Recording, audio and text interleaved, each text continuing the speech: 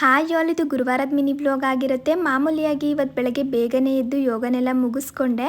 ಹಾಗೆ ನಾವು ಪಾಲಕ್ ಸೀಡ್ಸ್ನ ಹಾಕಿದ್ವಲ್ಲ, ಅದು ಸೊಪ್ಪು ಕೂಡ ಆಗಿತ್ತು. ನಾನು ಅದನ್ನು ತೆಗೆದೇ ಇರಲಿಲ್ಲ. ಸರಿ, ಇವತ್ತು ಆ ಸೊಪ್ಪನ್ನೇ ಬಳಸ್ಕೊಂಡು ಏನಾದರೂ ಅಡುಗೆ ಮಾಡ್ಕೊಳ್ಳೋಣ ಅಂತ ಹೇಳಿ ಎಲ್ಲ ಸೊಪ್ಪನ್ನು ತೆಗೆದ್ಬಿಟ್ಟು ಸ್ವಲ್ಪ ಜ್ಯೂಸ್ನ ಮಾಡ್ಕೊಂಡಿದ್ದೆ. ಹಾಗೆ ಹೆಸರು ಕಾಳು ಸೊಪ್ಪೆಲ್ಲ ಸೇರಿಸಿ ಪಡ್ಡು ಕೂಡ ಮಾಡ್ಕೊಂಡಿದ್ದೀನಿ. ಈ ಪಡ್ಡು ಜೊತೆಗೆ ಸ್ವಲ್ಪ ಟೊಮೊಟೊಕಾಯಿ ಚಟ್ನಿ ಕೂಡ ಮಾಡಿದೆ. ಟೊಮೊಟೊಕಾಯಿ ಚಟ್ನಿ ಪಡ್ಡುಗಿಂತ ದೋಸೆಗೆ ಚೆನ್ನಾಗಿರುತ್ತೆ ಅಂತ ಅನ್ನಿಸ್ತು.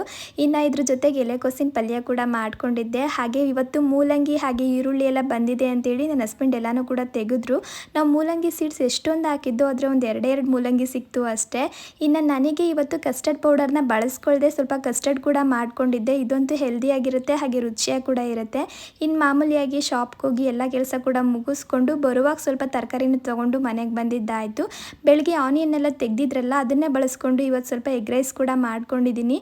ಹಾಗೆ ನಮ್ಮ ಮನೆ ಬಗ್ಗೆ ಕೇಳ್ತಿದ್ರಲ್ಲ, ಅದನ್ನೆಲ್ಲ ನಾನು ಇವತ್ತು ಬ್ಲಾಗಲ್ಲಿ ಅಪ್ಲೋಡ್ ಮಾಡಿದ್ದೀನಿ, ಚೆಕ್ ಮಾಡಿ ನೋಡಿ.